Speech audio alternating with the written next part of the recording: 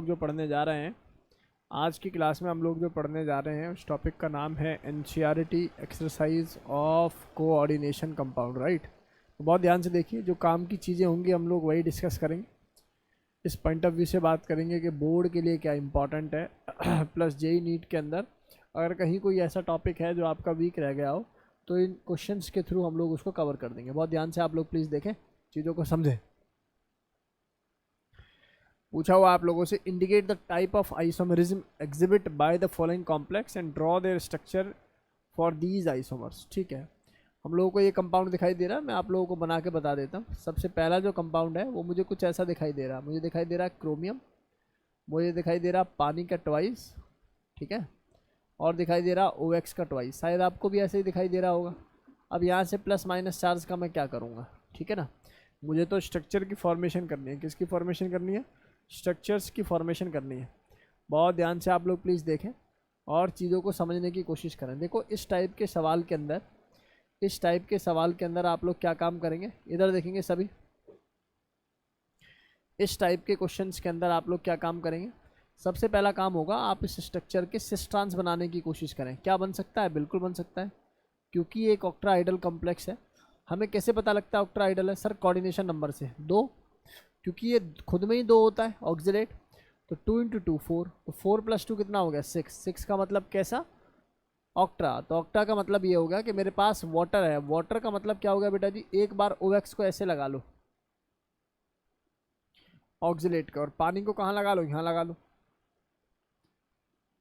ये बन गया आपकी ट्रांसफॉर्मेशन। और एक आप लोग जानते हो कि ये तो A पार्ट हो गया, इसका B पार्ट और क्या बन सकता है इसका? सर, B पार्ट इसका बन सकता है, ये क्रोमियम है और इसकी सिस फॉर्मेशन बना लेता हूँ। ये ट्रांस है और इसकी क्या फॉर्मेशन बना लेता हूँ बेटा जी? सिस बना लेता हूँ। ये वाटर है, एक वाटर यहाँ है, ये ऑक्सिलेट ऐसे है, ये ऑक्सिलेट ऐसे। ऐसा करने से बनने वाला कंपाउंड मेरे पास सिस होता है। और प्यारे बच्चों, आपसे सवाल क्या था? सवाल ये, टाइप ऑफ द आइसोमेरिज्म बताओ। तो आपको इसका आंसर लिखना चाहिए, सर ये ज्योमेट्रिकल टाइप है। कैसा टाइप है? जियोमेट्रिकल टाइप है। आगे बात समझ में? ऐसे ही अगले सवाल के अंदर आप लोग बना लोगे। इसके अंदर कोई ज्योमेट्रिकल आइसोमर नहीं बनेगा, इसके अंदर कोई भी ज्योमेट्रिकल आइसोमर नहीं बनेगा दूसरे सवाल के अंदर, क्योंकि आप लोग बनाओगे कैसे? कोबाल्ट है, कोबाल्ट के साथ 3 EN है। अगर आप एक EN लगाओगे तो 2 बॉन्ड इन्वॉल्व हो जाते हैं, तो 2 लगाओगे तो ये 4 इन्वॉल्व हो गए, तीसरा लगाओगे तो 6 के 6 इन्वॉल्व हो गए। अब यहाँ पे सिस ट्रांसफॉर्मेशन नहीं बन सकती, यहाँ पर सिस ट्रांसफॉर्मेशन नहीं बन सकती। तीसरा पूछा गया है, ये CH3CONH है और ये यहाँ पर ऐसे होगा कॉम्प्लेक्स, राइट। तो आप लोगों से पूछा गया है कि कैसा आइसोमर ये बन सकता है, इसके अंदर और कैसे कंपाउंड बन सकते हैं, ध्यान से देखना सभी। ये CO है, स्ट्रक्चरल आइसोमर होंगे ये। यहाँ मैंने लिख रखा है अंदर NO2, ठीक है ना। क्या लिख रखा है? NO2। ऐसा हो सकता है कि NO2 ऐसे है ना आप लोगों के पास, और बाहर कौन है? बाहर है आपका NO3 का ट्वाइस। तो आप एक काम कर लो, एक NO3 को अंदर कर लो, एक अमोनिया को बाहर कर लो। ऐसा करने से कॉम्प्लेक्स जो बनेगा दैट इज NH3 का 4 टाइम, और यहाँ आ गया आप लोगों के पास कौन? NO2। और ये कंपाउंड जैसा है वैसे ही रहने दो, NO3 को अंदर कर लो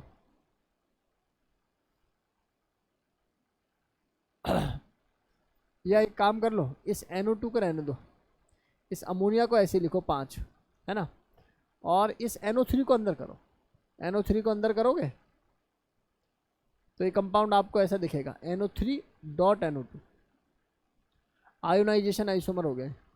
कैसा आइसोमर हो जाएगा बेटा जी? आयोनाइजेशन, हाँ होगा। इसके अंदर जो ये वाला पार्ट होगा ना, ये ऑप्टिकल आइसोमर शो कर जाएगा, ट्रांस वाला ऑप्टिकल आइसोमर शो नहीं करेगा। इसके अंदर ये फॉर्मेशन शो कर जाएगी। यहाँ पर मैं आता हूँ तो इस केस के अंदर अगर कोई आइसोमर प्रेजेंट है तो आप बोलोगे स्ट्रक्चरल आइसोमर है, और स्ट्रक्चरल में भी अगर कोई पूछता है कि नहीं बताओ इसके अंदर कौन सा पार्ट होगा, तो आप बोलें स्ट्रक्चरल के अंदर यहाँ पर आयोनाइजेशन आइसोमर है। आयोनाइज हो रहे हैं ना एक दूसरे को, मतलब इंटरचेंज कर पा रहे हो आप लोग। नेक्स्ट हमारे पास ये प्लेटिनम है, और ये आप देख रहे हो 1 2 3 4, तो इसका मतलब चौथे क्वेश्चन के अंदर मैं चाहूँ तो ऐसे लिख सकता था, ये PT लिखूंगा, प्लेटिनम है। तो आप लोग ये भी बात जानते हो कि स्क्वायर प्लेनर कॉम्प्लेक्स बनाता है प्लेटिनम। एक तरफ Cl लिख लो और एक तरफ यहाँ Cl लिख दो, और यहाँ लिख दो सर अमोनिया और यहाँ लिख दो पानी। बोलो गेम समझ में आ रहा है कि नहीं आ रहा? आपको देखते ही पता लग रहा है कि सर ये ज्योमेट्रिकल आइसोमर है, क्योंकि सिस ट्रांस बनाने वाले। क्या बनाने वाले बेटा जी? सिस ट्रांस की फॉर्मेशन होने वाली है। तो इसका मतलब ये फॉर्मेशन क्या हो गई बेटा? सिस।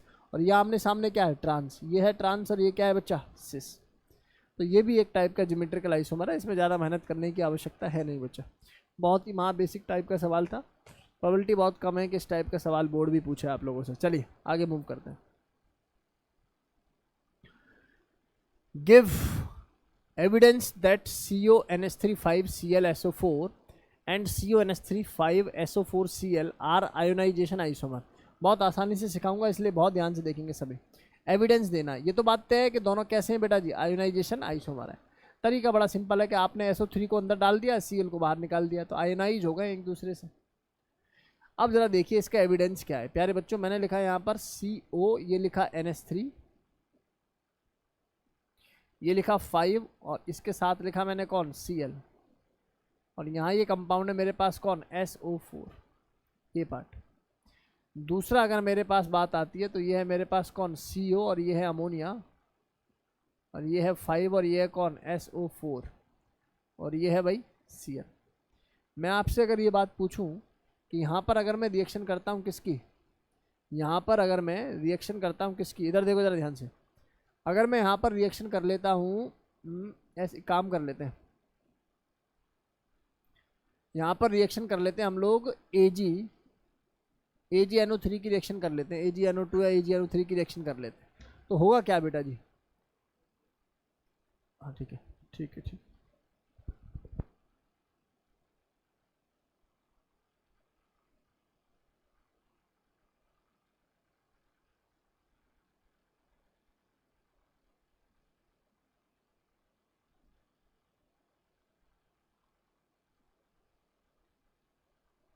अगर मैं यहाँ पर AgNO3 की रिएक्शन करता हूँ तो आप लोग जानते हो क्या होगा? यहाँ Ag और ये SO4 है, तो सर ये रिएक्शन होगी ही नहीं, नहीं होगी ना? बताओ क्या ये रिएक्शन होगी? नहीं रिएक्शन होगी, कोई पीपीटी फॉर्मेशन नहीं होगी। जबकि ये रिएक्शन मैं अगर यहाँ पे करता हूँ तो यहाँ पर क्या है मेरे पास? देखो यहाँ पर क्या है मेरे पास, देखो इधर देखो। यहाँ पर मेरे पास अगर मैं AgNO3 AgNO2 की रिएक्शन करूँगा तो Ag और Cl बन जाएगा। तो मतलब मेरे पास एविडेंस हो गया ना कि दोनों कंपाउंड अलग अलग चीज़ें। बोलो हाँ या ना? नहीं ये बात समझ में। अगर मैं AgNO3 की रिएक्शन करता था तो एक तरफ तो मेरे को कोई कलरेशन शो नहीं हो रही, और एक तरफ मेरे को क्या मिल रहा है बेटा जी? AgCl की पीपीटी बन रही है। तो आप केमिकल को देख के थोड़ी बताएंगे कि इसका बाहर SO4 है या Cl बाहर है, आप रिएक्शन करके बताओगे। मान लो यही रिएक्शन मैं BaCl2 की करूँ, किसकी रिएक्शन कर दूँ? BaCl2, तो यहाँ से क्या बाहर हो जाएगा? BaSO4 बाहर हो जाएगा। और यहाँ रिएक्शन करूँगा तो ये रिएक्शन होगी नहीं। नहीं आई मेरी बात समझ में?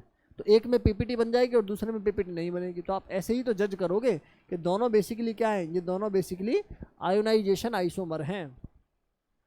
क्या ये बात समझ में आई आप लोगों को? देखिए थोड़ा फील करो। एक कंपाउंड है वाइट कलर का, नहीं कैसे भी फॉर्मेशन में है वो, दूसरा भी है, केवल उसके आयन ही तो एक्सचेंज करें।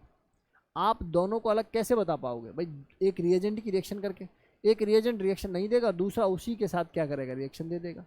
क्या मेरी बात समझ में आ रही है नहीं आ रही?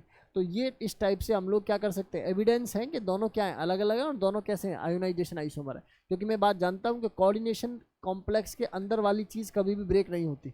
टूटता है तो केवल और केवल क्या? आयोनाइज केवल और केवल क्या हो सकता है? काउंटर आयन ही हो सकता है। बोलो गेम समझ में आया आप लोगों को? पक्का?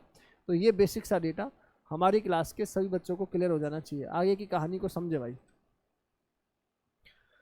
अगला सवाल दिखाई दे रहा होगा आप लोगों को। On the basis of VBT explain that NiCN4 twice negative 4 2 minus ion which with square planar structure is diamagnetic, और NiCl4 क्या है बेटा जी? टेट्राहाइड्रल है और पैरामैग्नेटिक है। बहुत सिंपल सा ये सवाल है। इसके लिए बस आप एक ही बात सर की याद करें। आपको याद है, आपको इन सब सवालों के लिए CFSC सर ने पढ़ाया था। देखो जब JEE पढ़ाया था, जब मेडिकल पढ़ाया था, तो CFSC की पूरी एक हायरार्की सेट की थी। बताया गया था कि कोबाल्ट कब या निकल कब या कैसे अमोनिया हाई या स्ट्रॉन्ग कॉम्प्लेक्स की तरह काम करता है। लेकिन अभी के लिए आप लोग इतनी सी बात समझ लीजिए, उससे काम आप लोगों का चल जाएगा। क्या? आई ब्रो से जल, आई ब्रो से जल, राइट? नहीं है इनमें से कोई नहीं है इनमें से कोई। इस ट्रिक से हम लोगों ने डेटा को सीखा था। मैंने बोला था कि ये जो बातें हैं ये कैसी हैं बेटा जी, वीक में काउंट होती है, वीक फील्ड है। और ये दोनों कैसे हैं डी, न्यूट्रल है। ऑल्दो न्यूट्रल वीक एक ही बात होती है, ये अपने पास स्ट्रॉन्ग है, स्ट्रॉन्ग फील्ड लिगेंड है। लेकिन इसमें जो अमोनिया है ये थोड़ी गड़बड़ करता है। अगर ये किसी ऐसे मेटल के साथ जुड़ा हुआ है जिसकी ऑक्सीडेशन स्टेट +3 है, then ammonia is act as strong field ligand. बोलो गेम समझ में आ रहा है कि नहीं आ रहा? तब ये किसकी तरह काम करने लगता है, स्ट्रॉन्ग फील्ड लिगेंड की तरह काम करने लगता है। किसकी तरह काम करने लगता है, स्ट्रॉन्ग फील्ड लिगेंड की तरह काम करने लगता है। ये बेसिक डेटा था जो आप लोगों को कवर हो जाना चाहिए भाई, बहुत ध्यान से देखेंगे सभी।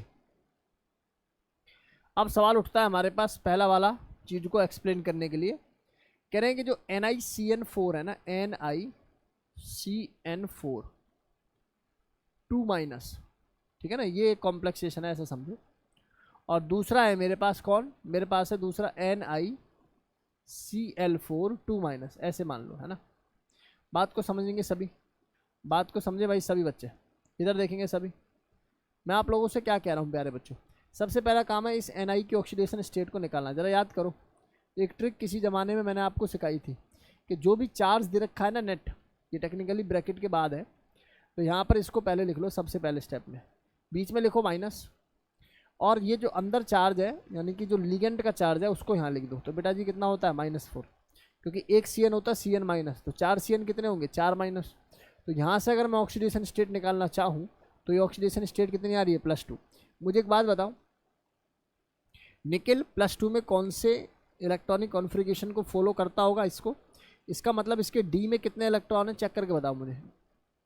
सर डी में 5 ऑर्बिटल होते हैं, एस में 1 ऑर्बिटल होता है, पी में 3 ऑर्बिटल होते हैं। तो सर ये बात तो निश्चित है, तय है कि ये 3D है और ये क्या है 4s, और ये क्या है जी 4p। मुझे बस इतनी सी बात बताइए कि डी के अंदर 8 इलेक्ट्रॉन कैसे भरे जाएंगे, 1 2 3 4 5 6 7 और 8, हाँ या ना। मैं अगर लिगेंड फील्ड की बात करूं तो ये Cn है, क्या ये स्ट्रॉन्ग फील्ड है, बोलो। और स्ट्रॉन्ग फील्ड है तो क्या ये पेयरिंग करने की कोशिश करेगा, करेगा। और पेयरिंग करेगा तो क्या ये इसको बोलेगा भाई तू अपनी पेयरिंग करना शुरू कर। ऐसा करने से डी के अंदर ऑर्बिटल 4 ही यूज होंगे, 1 2 3 4 5 6 7 8, और एक खाली हो जाएगा, एस रहेगा और क्या रहेगा, पी रहेगा। तो प्यारे बच्चों जरा सवाल की तरफ मूव करें। हमारे पास कितने लिगेंड है, 4 ऑर्बिटल चाहिए, तो 4 कैसे बनेंगे, डी ये एस और P2, क्या बन जाएगा बेटा जी, DsP2 बन जाएगा। क्या इसी को हम लोगों ने स्क्वायर प्लेनर बोला है, इसी को हम लोगों ने लो स्पिन बोला है। तो इसका मतलब यहाँ से मेरे पास डायामैग्नेटिक करेक्टर भी शो हो रहा है, पता लग रहा है कि वाई इट इज डायामैग्नेटिक, और ये भी पता लग रहा है कि स्क्वायर प्लेनर ज्योमेट्री को फॉलो कर रहा है। जबकि Cl के केस में अगर मैं देखूंगा भैया ऑक्सीडेशन स्टेट तो वही रहेगी ना, 2 ब्रैकेट बीच में माइनस, Ni यानी कि टोटल चार्ज कितना नजर आ रहा है, -2 माइनस, और Cn कितना हो जाएगा, -1, तो 4 Cn का मतलब क्या हो जाएगा, -4। तो यहाँ से डेटा कितना आ जाएगा जी, +2 आ जाएगा। कितना डेटा आ जाएगा, +2। अब मुझे बताइए आप, अगर ये बात सही है तो अगर यहाँ से डेटा अगर मैं आगे मूव करूँ प्यारे बच्चों, तो ये है Ni +2 ऑक्सीडेशन स्टेट में वही शो करेगा जो वहाँ शो कर रहा था, 3D8 4s0 से एस नो। ऐसा करने से भैया डी में मुझे 8 इलेक्ट्रॉन भरने होंगे, और डी में अगर मैं 8 इलेक्ट्रॉन भरता हूँ तो इस केस में मेरे पास कुछ ऐसा डेटा नज़र आ रहा होगा, ये एस है और ये पिक्चर क्या है जी, पी है। ये रहा मेरे पास डी, ये रहा मेरे पास एस, और ये रहा मेरे पास पी।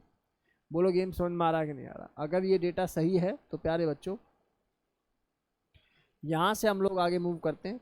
ये रहा एस, ये रहा पी, ये रहा डी। देखो ज़रा ध्यान से, देखो ज़रा ध्यान से। अब इस केस में मुझे बताओ क्या पेयरिंग पॉसिबल हो सकती है, नहीं, क्योंकि Cl क्या है सर, ये वीक फील्ड है, और अगर ये वीक फील्ड है तो पेयरिंग नहीं करेगा, पेयरिंग नहीं करेगा तो मतलब बॉन्डिंग नहीं होगी अच्छी, इसलिए जो फॉर्मेशन होगी वो क्या होगी, sp3 ही होगी। क्या होगी, sp3। बोलो गेम समझ में आ रहा है आप लोगों को? कैसी फॉर्मेशन हो जाएगी, sp3 फॉर्मेशन हो जाएगी, मतलब कि टेट्राहाइड्रल स्पीसीज बनेगी। और आप लोग देख पा रहे हो यहाँ पर 2 अनपेड नंबर ऑफ इलेक्ट्रॉन होने की वजह से it is known as paramagnetic compound. कैसा हो जाएगा, ये पैरामैग्नेटिक कंपाउंड की तरह बिहेव करेगा। होप ये डेटा मेरी क्लास के सभी बच्चों को क्रिस्टल क्लियर होगा। आसानी से ये बात समझ में आ रही है? यहाँ तक कोई दुख दर्द है किसी प्रकार का, पक्का? तो ये बेसिक सा डेटा आप लोगों को क्लियर हो जाना चाहिए। आगे आ जाइए जी, बहुत आगे आ जाइए। हम आगे मूव करते हैं। अगला सवाल देखिए। अगला सवाल आप लोगों से पेपर में पूछा गया है कि NiCl4 पैरामैग्नेटिक है जबकि NiCO4 डायामैग्नेटिक है और बोथ आर टेट्राइडल स्पीसीज। कह रहे हैं टेट्राइडल भी है, दोनों ही टेट्राइडल है, लेकिन एक पैरा और एक डाई है। तो आप इसका तरीका एक ही है जी, VBT। आप VBT बना के देखेंगे तभी आप लोगों के सामने आंसर होगा। मेरे पास यहाँ पर मैंने ले लिया बेटा जी, ये है Ni और ये है Cl4, यहाँ लिख दिया सर -2। और इस केस में मैंने यहाँ पर लिखा है सर ये Ni है, ये CO4 है और ये तो सर 0 ही है, आप लोगों को दिखाई दे ही रहा होगा। जरा आप बात कर लेते हैं इसकी, VBT बना के चीज़ों को चेक कर लेते हैं। देखिए भैया, बहुत ध्यान से देखेंगे सभी। मुझे सबसे पहले बताइए, सबसे पहला काम क्या होता है? ऑक्सीडेशन स्टेट देखना। 2 ब्रैकेट के बीच में माइनस और पहले ब्रैकेट में जो भी टोटल चार्ज नज़र आ रहा है वो लिख दो। दूसरा लिगेंड का चार्ज, लिगेंड का चार्ज कितना नज़र आ रहा है बेटा जी? -4। तो ये पिक्चर कितनी हो जाएगी? +2 हो जाएगी। अच्छा, इसका मतलब हो गया कि यहाँ पर निकेल अपनी कौन सी ऑक्सीडेशन स्टेट में होगा? +2 में। इसका मतलब इलेक्ट्रॉनिक कॉन्फ़िगरेशन क्या हो जाएगा? 3D8 4s 0, क्योंकि 2 इलेक्ट्रॉन्स को आप बाहर निकाल चुके हो। अब डी के अंदर अगर 8 इलेक्ट्रॉन तो फिर से भरो सर। डी है, डी के अंदर ऑर्बिटल 5 होते हैं सर। इलेक्ट्रॉन 8 भरने का तरीका क्या होगा सर? वही तरीका होगा जैसे पहले भरे थे आपने। यहाँ ये एस है और ये क्या पिक्चर है बेटा जी? पी है। ये पी है, ये ऐसे इनर डी है। बोलो गेम समझ में आया? क्या ये पेयरिंग पॉसिबल है? आप कहोगे नहीं होगी सर पेयरिंग। पेयरिंग नहीं होगी तो हाइब्रिडाइजेशन क्या मिलेगी? sp3 मिलेगी और ये कंपाउंड कैसा हो जाएगा जी? पैरा हो जाएगा। कैसा हो जाएगा? Para, having unpaired number of electrons. जरा यहाँ बात कर लें, ये है निकेल। कौन है जी? निकेल। अगर मैं देखूंगा तो नेट ऑक्सीडेशन स्टेट अभी कितनी नज़र आ रही है तुम्हें? 0। तो मुझे बताइए, अगर मैं इस निकेल की ऑक्सीडेशन स्टेट निकालूंगा तो 2 ब्रैकेट के बीच में क्या लिखूंगा? माइनस लिखूंगा। ऊपर वाला चार्ज यहाँ लिखूंगा, ये माइनस माइनस क्या हो जाएगा? प्लस। और कोबाल्ट क्या होता है? 0। कोबाल्ट का कोई ऑक्सीडेशन स्टेट नहीं होती। तो इस समय निकेल की जो ऑक्सीडेशन स्टेट है वो क्या है? 0। और प्यारे बच्चों, निकेल जो होता है 0 ऑक्सीडेशन स्टेट में इलेक्ट्रॉनिक कॉन्फ़िगरेशन क्या हो जाएगा? 3D8 4s2। 3D8 4s2।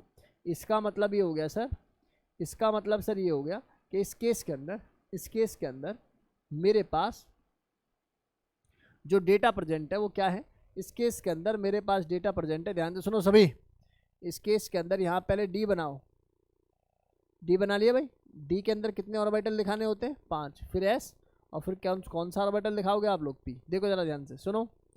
D के अंदर मुझे कितने इलेक्ट्रॉन भरने पड़ेंगे? 8। 1 2 3 4 5 6 7 8। यहाँ कितने भरने पड़ेंगे? 2। तो ये हो गया मेरे पास डी, ये मेरे पास एस, ये मेरे पास पी। अब मुझे बताइए कि पेयरिंग कैसे होगी? अब मुझे बताइए पेयरिंग कैसे होगी? देखिए ज़रा ध्यान से। सर एस जो है ना सर, एस जो है इसके अंदर भाई, क्योंकि कोबाल्ट है ये स्ट्रॉन्ग फील्ड है, एस के इलेक्ट्रॉन को पेयर करा देगा डी के अंदर। यहाँ पेयरिंग भी हुई उसके बावजूद भी यही खाली हुए तो sp3 हाइब्रिडाइजेशन होगी। तो अब सवाल पढ़ो। कह रहे हैं कि एक डायामैग्नेटिक है और एक पैरामैग्नेटिक है, उसके बावजूद भी दोनों टेट्राइडल को फॉलो करते हैं। सेंस समझ में आ गया? बोलो भाई, क्या इस सवाल का सेंस समझ में आ गया कि टेक्निकली चीज़ें चल कैसी रही हैं इसके अंदर? तो इतनी बातें हमारी क्लास के सभी बच्चों को क्लियर हो जानी चाहिए। यहाँ तक कोई डाउट किसी स्टूडेंट को नहीं रहना चाहिए भाई। ऑनलाइन वाले स्टूडेंट बताना बेटा क्लियर है? ईशांत, ईश्वरी, युविका, क्या ये सवाल सभी स्टूडेंट्स को क्लियर है? बोलिए। चलिए आगे मूव करते हैं। अब एक ही टाइप के सवाल हैं तो इसलिए मैं कोशिश करूंगा कि आप लोगों को थोड़ा सा स्पीड में चीज़ों को सिखाऊं। मुझे बताइए, कह रहे हैं ये स्ट्रांगली पैरामैग्नेटिक है और ये वीकली पैरामैग्नेटिक है। क्यों? आप खुद सोचिए। सर मुझे ना CBSE में सवाल का आंसर लिखना, मैं कैसे लिखूं?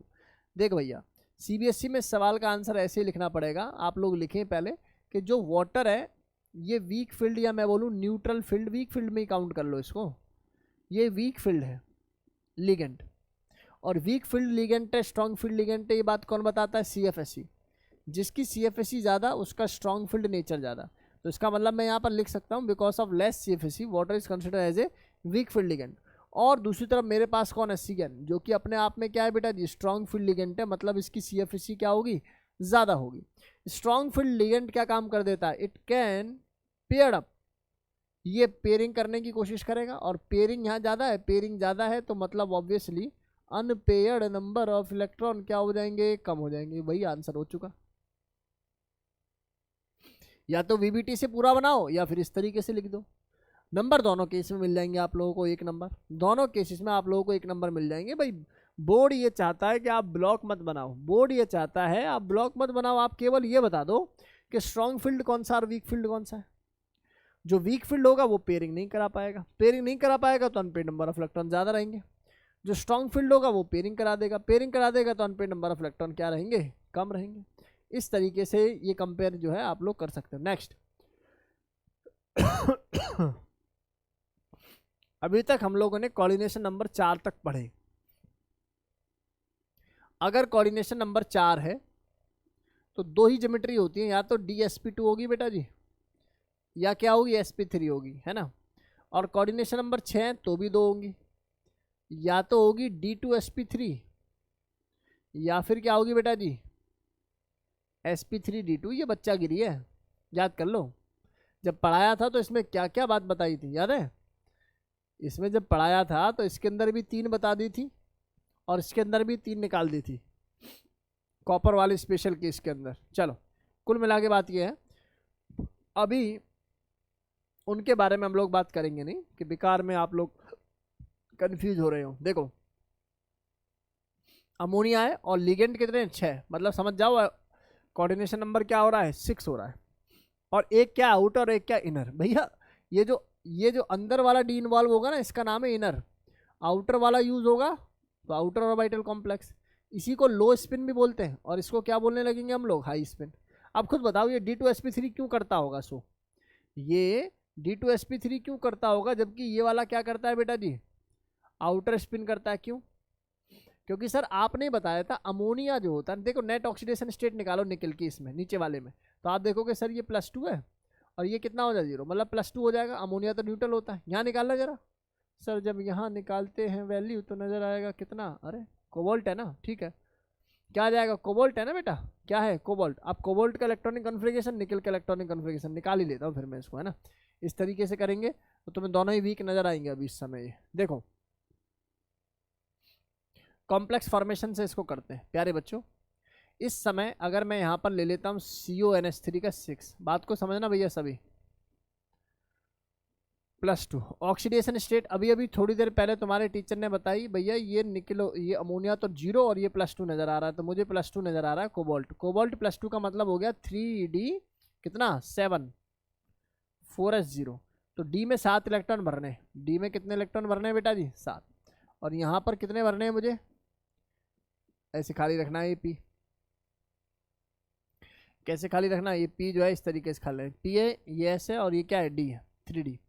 आओ देखो जरा D में 7 इलेक्ट्रॉन भर के दिखाओ मुझे, भरो भरो भरो, 1 2 3 4 5 6 7, बोलो गेम समझ में आ रहा है। S में कितने इलेक्ट्रॉन होंगे बेटा 0, P में कितने इलेक्ट्रॉन होंगे 0 इस केस में। चलो बहुत बढ़िया, बहुत सुंदरता से ये बात समझ में आ रही होगी। सवाल ये इनर ऑर्बिटल होगा या आउटर ऑर्बिटल कॉम्प्लेक्स होगा, सोचो ये इनर होगा या आउटर होगा, सोचो। देखो ये बात तुम्हारे टीचर ने कुछ कही थी, अगर कोबाल्ट +2 ऑक्सीडेशन स्टेट में है, याद करो रूल के अकॉर्डिंग कोबाल्ट +2 में है तो लिगेंड फिर कोई भी हो, उस केस में अमोनिया हो या कोई और हो, ये स्ट्रॉन्ग फील्ड लिगेंड की तरह काम करते हैं। किसकी तरह काम करते हैं, स्ट्रॉन्ग फील्ड लिगेंड की तरह काम करते हैं, और रिएक्शन को किस में प्रोड्यूस कर देंगे, रिएक्शन को इनर ऑर्बिटल फॉर्मेशन में प्रोड्यूस कर देंगे। बोलो गेम समझ में आ रहा है कि नहीं आ रहा। और जबकि यहाँ अगर मैं देखता हूँ तो इस केस में क्या नज़र आ रहा है मुझे, अमोनिया निकल, और निकल की ऑक्सीडेशन स्टेट +2 हो जाएगी तो ये किस में नज़र आएगा मुझे, 8 में नज़र आएगा। अरे बोल दो, 1 2 3 4 5 6 7 और 1 8, बोलो हाँ या ना, कुछ तो बोलो। तो पेयरिंग पॉसिबल ही नहीं है क्योंकि अमोनिया नज़र आ रहा है +2 में, तो इसका मतलब पेयरिंग पॉसिबल नहीं है। तो अगले वाले D इन्वॉल्व होंगे, कौन से वाले D इन्वॉल्व होंगे, अगले वाले, यानी कि SP3 और D2 नज़र आ रहा होगा मुझे, ठीक है ना। तो इस तरीके से सवाल का आंसर करना ठीक ठाक सवाल है, अच्छे तरीके से इसको आप लोग कवर कर सकते हो। इस टाइप का कोई भी सवाल आ जाए ना, इनर ऑर्बिटल है मतलब क्या हो जाएगा, एक में पेयरिंग हो रही होगी एक में पेयरिंग नहीं हो रही होगी। Predict the number of unpaired electron in the square planar ion, इसमें बताना भैया स्क्वायर प्लेनर आयन में निकाल लोगे इस सवाल को, बार बार एक ही टाइप का हो रहा भाई। पीटी देखो, पीटी के अनपेयर्ड नंबर ऑफ इलेक्ट्रॉन देखो, पीटी एक्सेप्शनल वाला केस होता था ना, एस का एक इलेक्ट्रॉन जंप कर जाता था डी में। याद करो मैंने एक ट्रिक लिखवाई थी किसी जमाने में, डी ब्लॉक के एक्सेप्शनल इलेक्ट्रॉनिक कॉन्फ़िगरेशन को मैं लिख रहा हूं बेटा जी, ठीक है ना। Exceptional electronic configuration of D block. देखो, क्यों निभाएं मोहब्बत रूप से रूह तक, आगे पिटाई और करेगी। हंस क्यों रहा है, सच्चाई देखी नहीं जाती। देखो, क्यों निभाएं मोहब्बत रूप से रूह तक, आगे पिटाई और करेगी। इन सभी के अंदर डी के अंदर एस का एक इलेक्ट्रॉन क्या करता है, जंप कर जाता है। जैसे आप लोगों ने पढ़ा होगा, जैसे कॉपर क्रोमियम तो पढ़ते ही हो तुम लोग, यहाँ आ जाता था 3D9 4s2 होना चाहिए था, लेकिन होता क्या है, देखा, एस का एक इलेक्ट्रॉन जंप कर जाता है किसमें, डी में। इन सभी में ये काम होना है। एक और एक्सेप्शन है, वो है पीडी 46। पीडी के केस में एस के 2 इलेक्ट्रॉन जंप कर जाते हैं किसके अंदर बेटा, डी में। पीडी के केस में एस के 2 इलेक्ट्रॉन जंप करते हैं किसके अंदर, डी में। इस तरीके से डेटा जो है आप लोगों को समझ में आ जाना चाहिए, ठीक है ना, बना लोगे इसके आराम से। कह रहे हैं हेक्सा एक्वा मैग्नीशियम सेकंड। अच्छा, कुछ भी हो, एक्वा का मतलब पानी है, वीक फील्ड है, Mn+2 है, खुद ही कह रहे हैं 5 अनपेड नंबर ऑफ इलेक्ट्रॉन है। While hexa cyano ion contain only 1 unpaired number of electron. Sir cyano नजर नहीं आता क्या, साइनो का मतलब क्या हो गया सर, ये स्ट्रॉन्ग फील्ड है, हाँ या ना में जवाब दे दो भाई।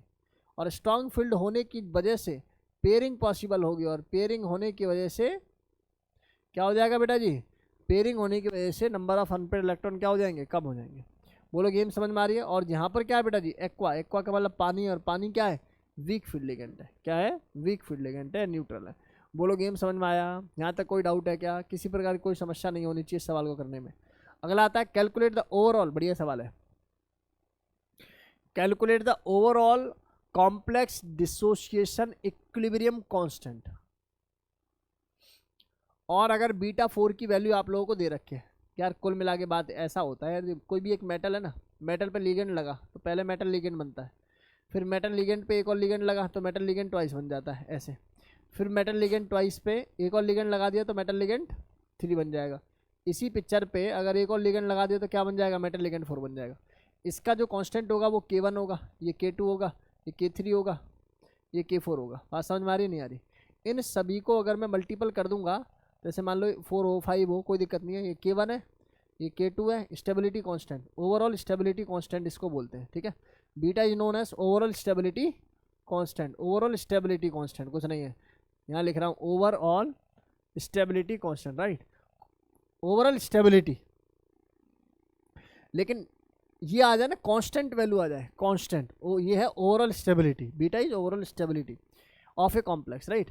ओवरऑल स्टेबिलिटी कांस्टेंट आ जाए तो इसका मतलब क्या है, जो K होगा, Ka बोल दो, it is inversely proportional to beta की बीटा 4 या बीटा, यानी कि जो भी तेरा ये लिख रखा है ना, बस तेरा आंसर यही है, 1/2.1 इंटू 10⁻13। बोलो गेम समझ में आ रहा कि नहीं आया, दोबारा सुन लो। कॉम्प्लेक्स की स्टेबिलिटी का नाम है बीटा, और जो कि डी स्टेबिलिटी के इन्वर्सली प्रोपोर्शनल होगा ऑब्वियसली। डी स्टेबिलिटी का मतलब क्या, कांस्टेंट। क्या बात समझ में आ रही है नहीं आ रही, बोलो। तो इसका मतलब क्या हो गया कि बीटा की अगर वैल्यू गिवन है और आपको K निकालना है, कांस्टेंट की वैल्यू निकालनी है, तो आप लोग क्या बोलेंगे बेटा जी, 1/बीटा, 1/बीटा। बोलो गेम समझ में आ गई। अच्छा सवाल है, what is meant by the unidentate, bidentate, डाइडेंटेड, ambidentate, फलाना डेंटेड, ढिकाना डेंटेड। मतलब जो एक साइड से डोनेट कर पाए, हैविंग ओनली 1 डोनर साइड, उसका नाम क्या हो जाएगा, यूनिडेंटेड। ये कितना हो जाएंगे बेटा जी, 2 डोनर साइड, और ये कितना हो जाएंगे, हो तो 2, having 2 donor side, 2 donor side, but बोलो डोनेट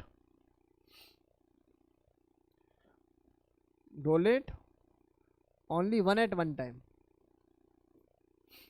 बोलो गेम समझ में आ रही है नहीं, एक समय पे एक ही साइड क्या रहे, एक्टिव रहे। जैसे एग्जांपल है CN, आप लोगों ने एक रिएक्शन पढ़ी थी ना, RCl रिएक्ट विद KCN, क्या बनता था बेटा जी, RCN। लेकिन यही रिएक्शन अगर AgCN के साथ करा देता तो क्या बन जाता था, RNC। याद आ रहा है, देख रहे हो तुम एम्बाइडेंटेट। बोलो गेम समझ में आ रही है नहीं आ रही? क्या ये गेम आप लोगों को समझ में आ रही है कि नहीं आ रही? पक्का? तो ये डेटा क्लियर हो जाना चाहिए अच्छी तरीके से। ये बातें हमारी क्लास के सभी बच्चों को बिल्कुल क्रिस्टल क्लियर होनी चाहिए। नेक्स्ट है specified the oxidation number of the metal of the following coordination compound. भैया ये ऑक्सीडेशन नंबर बताना है। देख भाई, इथिलीन डाइअमीन न्यूट्रल होता है, Cn माइनस होता है, वाटर जीरो होता है, कोबाल्ट का निकालना डायरेक्ट निकाल सकते हो। अदरवाइज सर्किट ट्रिक याद करो, मेन चीज़ तो भैया 2 ब्रैकेट बीच में माइनस, यहाँ पर कितना चार्ज है +2, यहाँ +2 लगा ले, और यहाँ कितने लगा देगी -1, तो कितनी ऑक्सीडेशन स्टेट आ जाएगी, +3 आ जाएगी। यहाँ जाओगे तो यहाँ फिर से वही बात, 2 ब्रैकेट के बीच में माइनस। जो पहला वाले ब्रैकेट है it is for the whole charge कितना है जी, +1 है।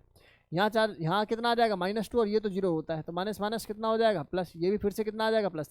सीख गए नहीं सीख गए? सब कराते रहोगे मुझसे, गेम समझ में आ रही है कि नहीं आ रही? यहाँ आ जाओ, ये K3 आ जाए, K3 मतलब ये प्लस है भाई, K प्लस तो 3 प्लस, तो 3 प्लस को बैलेंस करने के लिए -3, तो 2 ब्रैकेट के अंदर पहले तो -3 के बाद माइनस, और ये कितना आ जाएगा -6, अगेन इट इज़ +3। बोलो गेम समझ में आया कि नहीं आया? कुछ तो बोल दो, गेम समझ में आया कि नहीं आया? अब यहाँ आ जाओ, क्रोमियम में यहाँ नज़र आ रहा है कि 0 है, तो 2 ब्रैकेट बीच में माइनस, अपर 0 माइनस, ये तो 0 होता है, ये -3 होता है, माइनस कितना हो गया प्लस, सब प्लस, सारे +3 है, पहले वाले +2 है। पल्ले पड़ा। बोलो भाई गेम समझ में आ जाएगा? मुश्किल तो नहीं है। देख लो कोऑर्डिनेशन कंपाउंड की बहुत आसानी से हम लोग NCERT को लगा रहे हैं, इसमें पेन नहीं हो रहा होगा आप लोगों को। How many geometrical isomer possible in the following coordination entity. भैया इसके अंदर कोई ज्योमेट्रिकल आइसोमर प्रेजेंट हो सकता है, अभी थोड़ी देर पहले बनाया था, याद कर लो। ये OX है, ये OX है, ये OX है। भैया ये काय का ज्योमेट्रिकल आइसोमर ऑप्टिकल हो सकता है इसके अंदर, मतलब ज्योमेट्रिकल कोई पूछ रहा है तो मेरा आंसर नील होगा, यानी कि 0। यहाँ आ जाओ, हाँ यहाँ हो सकता है सर। ये एंटाइटी सर आपने कभी जीवन में हम लोगों को पढ़ाई थी, उसके बाद पढ़ाने की इच्छा करी नहीं आपकी, जबकि पढ़ाना चाहिए कम से कम 2-3 बार। फेक और मर, शाबाश। तो कैसे बताते थे हम लोग इसको? सर कुछ नहीं करना, एक Cl को यहाँ ले लो अगर इसके सामने रख दिया, तो अब जो भी फॉर्मेशन बनेगी वो मेरिडोनियल बनेगी। अब Cl अगला कहीं भी लिख लो। अब दूसरा ये क्या है, अमोनिया, ये नाइट्रोजन है। अगर एक Cl यहाँ लिखा है, एक Cl साइड में लिख दिया, मतलब सामने ना हो, बस सामने ना हो, बाकी किसी पोजीशन पे हो, सिमिलर चीज़ सामने ना हो बस। तो अब केस में यहाँ देखोगे तो ये फेशियल है, एक जैसा फेस नज़र आ रहा है, फेशियल। और यहाँ देखोगे तो क्या नज़र आएगा बेटा, ये Cl है, ये ऐसे नज़र आ रहा है, ऐसे। तो मेरिडोनियल ब्रेक कर रहा है कि नहीं कर रहा? इसको बोलते हैं मर, और इसको क्या बोलते हैं बेटा जी, फेक। याद करने का तरीका देखो, सिस वाली फॉर्मेशन बगल में आ जाएगी ना, तो उसका नाम क्या हो जाएगा, फेक। याद करने का तरीका, सिस है ना, इसका पहला और इसका लास्ट एक जैसा होता है, फेक। ठीक है, गेम समझ में आ गया? एक है मेरिडोनल और दूसरा क्या है बेटा जी, फेक मार। अगर आता है draw the optical isomers of following, भाई कर लोगे यार, इसका मिरर इमेज बना लेना, इसका मिरर इमेज बना। अच्छा इसकी ट्रांसफॉर्मेशन नहीं बनेगी, कौन सी फॉर्मेशन ऑप्टिकली एक्टिव होगी, सिस। यहाँ भी सिस वाली फॉर्मेशन क्या रहेगी, ऑप्टिकली एक्टिव रहेगी। कर लेगा भाई आप लोग आराम से, है ना। NCERT को खोलोगे, देखते ही आप लोग जो है इसका आंसर कवर कर दोगे। Next, discuss the nature of the bonding of the following coordination entity on the basis of the valence bond theory. देखो भैया ये Fe है, CN6 है, समझ में आ रहा होगा। ये पेयर करेगा, पेयर करने के बाद आप लोग बना लोगे इसको, अंदर ऑर्बिटल इन्वॉल्व होगा, यानी कि D2sp3 होगा। बोलो हाँ या ना। यहाँ आ जाओ, इसमें क्या होगा, फ्लोरीन है। फ्लोरीन तो क्या होता है बेटा जी, वीक फील्ड होता है। वीक फील्ड होता है तो बाहर वाला इन्वॉल्व होगा, यानी कि sp3 D2 होगा।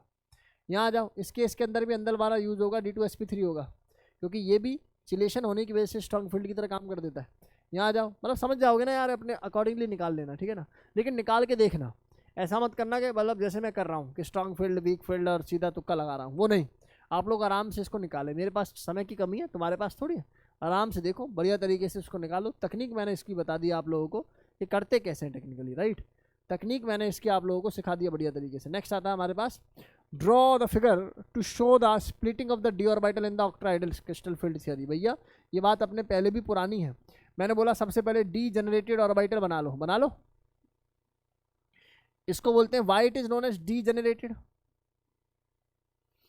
इसको डी जनरेटेड सर क्यों बोलते हैं? डी का मतलब निकलना, जनरेट मतलब एनर्जी, मतलब ऐसा कुछ नहीं है। डी का मतलब है यहाँ पर इन सभी की एनर्जी क्या रहेगी, सिमिलर रहेगी, सिमिलर एनर्जी इनकी रहेगी, राइट। और यहाँ से स्प्लिटिंग हो जाती है, अंदर आया। पहले कौन सा आता है ऑक्टाहेड्रल फील्ड में, बताओ। T2G नीचे और ऊपर कौन आ जाता है, Eg। एक T2G और दूसरा कौन सा है बेटा जी, Eg। तो बस यही स्प्लिटिंग पूछी है, ये डेल ओ की वैल्यू पूछी रही होंगे बेटा। ये बात आप लोगों को याद है, कुछ सर ने बताया था, इसको बेरी सेंटर बोलते हैं, ठीक है ना। यहाँ डेल ओ है, याद करो, ऑक्ट्रा आइडल है ना।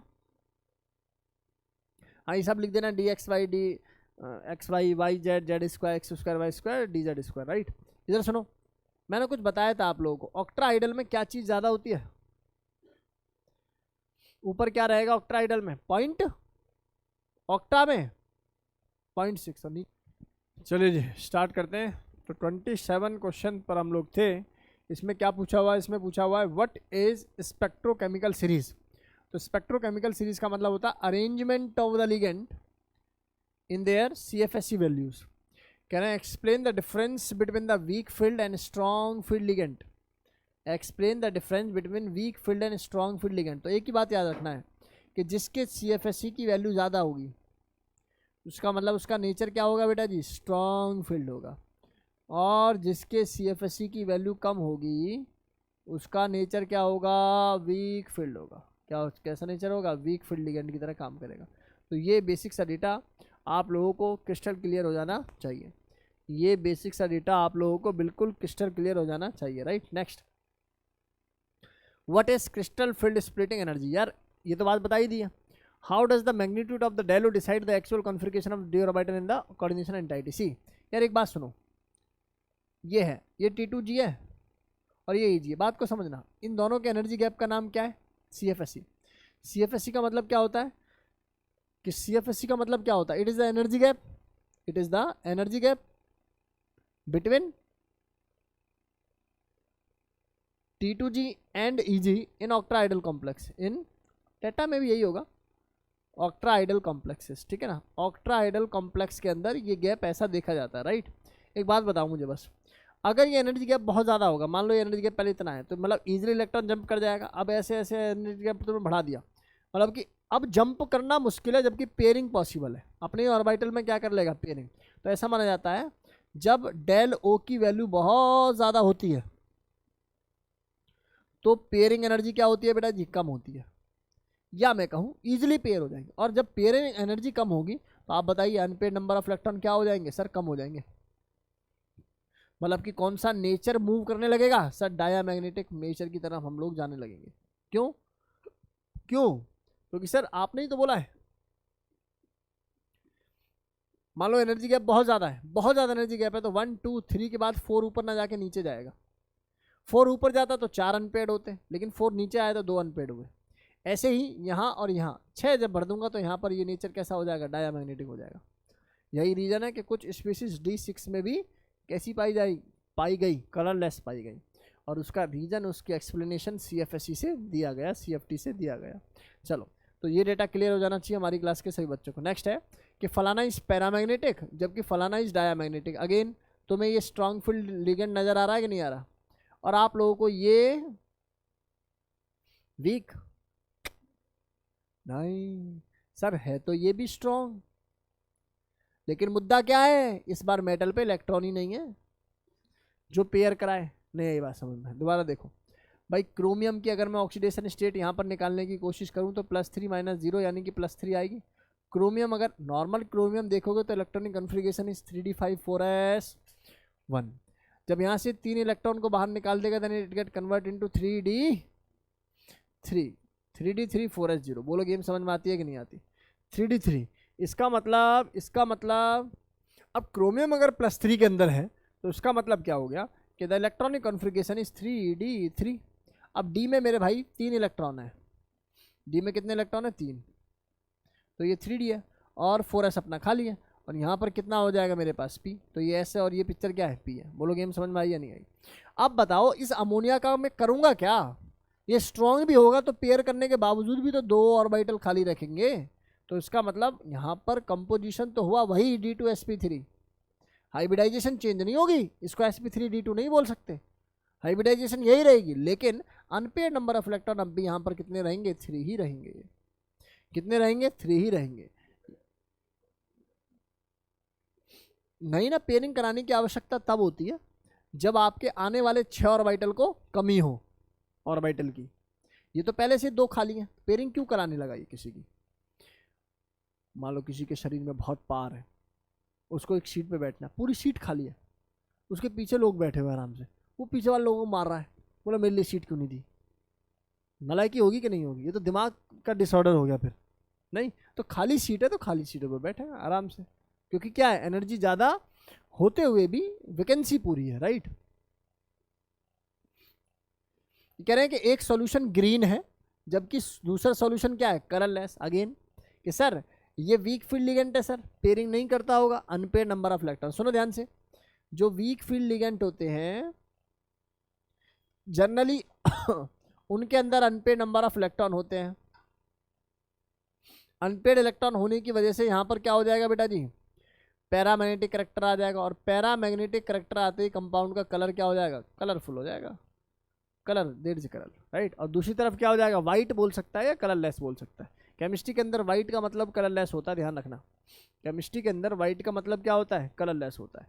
नेक्स्ट क्वेश्चन देखिए, FeCN4 4 minus FeS2O6 2 plus are different color in the diluted solution।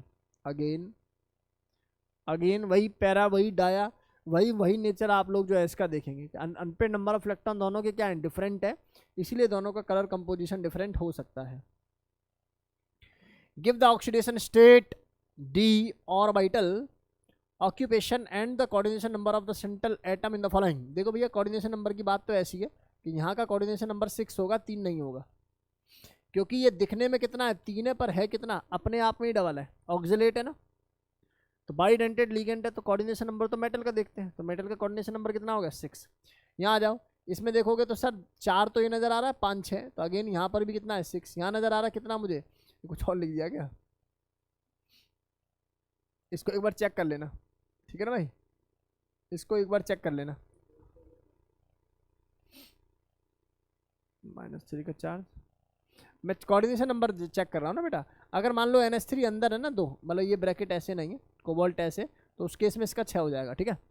यहाँ आ जाओगे, यहाँ भी कितना मिलेगा, 6। अब बात कर लेते हैं ऑक्सीडेशन स्टेट की। इधर देख, इधर देख, मैंने बोला भैया ये Mn है और ये H2O और ये क्या बेटा 6 है और ये SO4 है। समझदार बच्चा क्या काम करता है, SO4 को 2- लिखता है। अगर ये 2- है तो नेट कॉम्प्लेक्स पर कितना आएगा, +2। अब फिर सर की ट्रिक नजर आती है उसको, 2 ब्रैकेट और बीच में क्या, माइनस। तो पहले ब्रैकेट में क्या लिखते हैं, इसके नेट ऑक्सीडेशन स्टेट, और वाटर है ना, ये वाटर है तो ऑब्वियसली वाटर 0 माना जाता है, तो +2 ऑक्सीडेशन स्टेट हो गई किसकी, Mn की। इसी तरीके आप किसी का निकालो यार, बहुत ही बेसिक डेटा पढ़ा रहा हूँ मैं। जैसे CO है, ये C2O4 है का थ्राइस। समझदारी के लिए ये बात सही है, ये K3 है ना, K3 है तो मतलब 3+ है, तो यहाँ पर टेक्निकली क्या लिख दो, -3 लिख दो, 2 ब्रैकेट लिखो, बीच में माइनस लिखो, पहले में क्या लिख दो बेटा जी, -3। 1 पर -2 होता है तो 3 पर कितना होता है, -6, तो टोटल चार्ज कितना आ जाएगा, +3 आ जाएगा। नहीं आया समझ में, बहुत ही बेसिक है सर। चलो, तो ये डेटा क्लास के सभी बच्चों को क्लियर हो जाना चाहिए, और मुश्किल नहीं है, मैं फिर बार बार बोल रहा हूँ। कह रहे हैं इसमें how many ions are produced from the complex this in the solution. अब ये ब्रैकेट ऐसे होगा, इसमें कितने आयन प्रोड्यूस होंगे। अरे यार, ये CO है या अमोनिया है, बहुत इंपॉर्टेंट है NCERT। इसको जब ब्रेक करोगे तो कैसे कवर होगा, CONH3 का 6, यहाँ आ जाएगा कौन सा चार्ज बेटा जी, +2, और यहाँ आ जाएगा ट्वाइस ऑफ Cl-। बता दो भैया कितने आयन है, 2 ये नजर आ रहे हैं, 1 ये नजर आ रहा है, आंसर हो चुका है 3। कितने आंसर नजर आ रहे हैं मुझे, 3। कभी कभी क्या करता है बच्चा, बस इसको काउंट कर लेता है 2, गलत, आप उसको भी तो काउंट करो, एक कॉम्प्लेक्स वाले आयन को। Among the stuff following ion which one has the highest dipole magnetic moment। Sir magnetic moment का ना आपने किसी जमाने में एक फॉर्मूला बताया था, √n n+2, याद है, BM बोर मैग्नेटॉन। इसमें n क्या होता था, नंबर ऑफ अनपेड इलेक्ट्रॉन। भैया जिसके पास अनपेड नंबर ऑफ इलेक्ट्रॉन ज़्यादा होंगे उसके मैग्नेटिक मोमेंट की वैल्यू ज़्यादा होगी। तो देख लो भैया, क्रोमियम के ऑक्सीडेशन स्टेट नजर आओ, क्रोमियम देखते हैं माइनस है, यहाँ पर आ जाएगा +3, ये वाली पिक्चर 0, तो क्रोमियम हो गया +3 ऑक्सीडेशन स्टेट में क्रोमियम का इलेक्ट्रॉनिक कन्फिगरेशन हो जाता है 3d3। यहाँ आ जाओ, आयरन पे आ जाओगे, तो आयरन की ऑक्सीडेशन स्टेट कितनी नजर आ रही है मुझे, अभी यहाँ बीच में माइनस, यहाँ +2 और ये 0, यानी कि आयरन +2 नजर आ रहा है। आयरन +2 का मतलब हो गया ये 3d6, मतलब कि यहाँ पर कितने अनपेड, 4 अनपेड, यहाँ पर कितने कितने अनपेड, 3 अनपेड। यहाँ आ जाओ जिंक, जिंक के केस में अगर मैं देखता हूँ तो Zn+2 है, यहाँ पर 0 अनपेड नंबर ऑफ इलेक्ट्रॉन होंगे। क्या पूछा, arrange into the order of their, मतलब समझ रहे हो ना, हाईएस्ट की वैल्यू किसकी हो जाएगी, सेकंड की वैल्यू हो जाएगी। Second is the highest number of unpaired electron. और एक बात मैंने आपको बताई, मान लो जैसे इसमें 4 अनपेड है, तो 4 की वैल्यू को पुट करने से आप देखोगे 4 ऑप्शन में ना वो वाला ऑप्शन सही होगा जिसका आंसर 4 पॉइंट समथिंग होगा।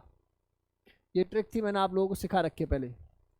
4 पॉइंट वाला आंसर इसका क्या होगा, सही आंसर होगा। Next, oxidation number of this फलाना, भैया ये प्लस है, ये वाली बात नेगेटिव हो जाएगा, 2 ब्रैकेट के बीच में माइनस, पहले वाले में माइनस, कोबाल्ट होता है 0। कुछ गड़बड़ हुई है क्या,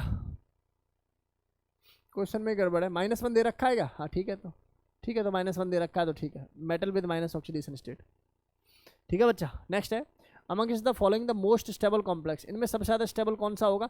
देखो भैया, इनमें सबसे ज़्यादा स्टेबल वो कॉम्प्लेक्स होता है, सबसे पहली बात, stability of the complex is directly proportional to charge. +1 होगा पहले वाला, नहीं नहीं, ये माइनस ऐसे माइनस और इसका 0 होता है, -1 ही होगा, this is -1। Charge on cation, या मैं कहूँ चार्ज ऑन मेटल, आपके मेटल पर कितना पॉजिटिव चार्ज है ना, ये बात डिसाइड करेगी कि वो कितना अच्छी तरह लिगेंड को खींच पाता है। बात भी सही है भाई, लिगेंड क्या होते हैं, लिगेंड का ये नारा है, इलेक्ट्रॉन नहीं हमारा है, लिगेंड वो जो इलेक्ट्रॉन को डोनेट करे, मेटल कौन, जो इलेक्ट्रॉन को एक्सेप्ट करे। मेटल वो होते हैं जिनके ऊपर जितना ज़्यादा प्लस चार्ज उतना अच्छी तरह से वो नेगेटिव चार्ज को यानी कि लिगेंड को खींच पाएंगे। इधर देख सनल, अब स्टेबिलिटी डायरेक्टली प्रोपोर्शनल होती है चार्ज ऑन मेटल के, and also it is directly proportional to chelation. Very very very very important, chelation is nothing but formation of a ring. जब लिगेंट मेटल के साथ बॉन्ड बनाते हुए रिंग की formation कर लेता है तब उसको बोलते हैं चिलेशन। अगर इस दृष्टि से देखोगे तो ये कंपाउंड आप लोगों को सबसे ज़्यादा स्टेबल नजर आ रहा होगा, क्योंकि यहाँ पर पाया जा रहा है कौन, चिलेशन। ये आयरन है, कॉम्प्लेक्स ऑक्टाइडल है, ये OX है, ये OX है, ये OX है। आप लोग देख पा रहे हो कि ये चिलेशन हो रही है, रिंग फॉर्मेशन हो रही है, इसलिए इसकी वजह से इसकी स्टेबिलिटी क्या रहेगी, मैक्सिमम रहेगी। चार्ज ऑन मेटल बोला हुआ है, मेटल की ऑक्सीडेशन स्टेट निकाल जरा, 2 ब्रैकेट बीच में -3 और ये -6 +3, कैसे भी देख ले बेटा, चार्ज सभी का इनका क्या रहेगा, कॉमन ही रहेगा। बाइडेंटेड ना बोल के चिलेशन बोलो, ठीक है। जो चिलेट बनाए, चिलेट बनाने वाले है ही कितने, EN आ सकता है तुम्हारे पेपर में, CBSE में OX आ सकता है, और एक EDT आ सकता है, और DLY GLY ये सब तो DGY वो सब नहीं आने वाले, ठीक है ना। आप लोग इन तीनों को ही फोकस करके रखें। अगला सवाल, what will be the correct order of their wavelength of the absorption in the visible region of the following. अच्छा बढ़िया सवाल है भाई, सुनो भाई, CFSE की फुल फॉर्म बताना, क्रिस्टल फील्ड स्प्लिटिंग एनर्जी है या नहीं। कोई भी एनर्जी किसके डायरेक्टली प्रोपोर्शनल होती है, hc/λ। इसका मतलब अगर ये ज़्यादा तो ये वैल्यू कम, हाँ या ना में जवाब दो। पूछा हुआ वेवलेंथ के इंक्रीजिंग ऑर्डर में लिख दो, तो इसका मतलब क्या होगा, CFSE जिसकी कम उसकी वेवलेंथ ज़्यादा। इसका मतलब मुझे बताओ किसकी CFSE ज़्यादा होगी, सर ये पानी, ये अमोनिया, ये NO2। सर दुनिया जानती है सर, ये पाइलिगेंट है, तो इसकी क्या हो जाएगी, CFSE ज़्यादा होगी किससे, अमोनिया से। और लास्ट में कौन होता है, अपना पानी होता है। बोलो गेम समझ में आया। अगर CFSE का ऑर्डर ये है तो कोई पूछे वेवलेंथ का ऑर्डर बता दो, तो आप क्या कहोगे, सर पानी की वेवलेंथ सबसे ज़्यादा होगी, फिर अमोनिया वाले के, लास्ट में कौन आ जाएगा, NO2। बोलो बात समझ में आई या नहीं आई। ऑर्डर तो है कुछ, बोलो बात समझ में आई या नहीं आई। आज की कक्षा में इतना ही, अच्छी तरीके से इसको डिस्कस कर लें, ठीक है। चलिए, थैंक यू सो मच।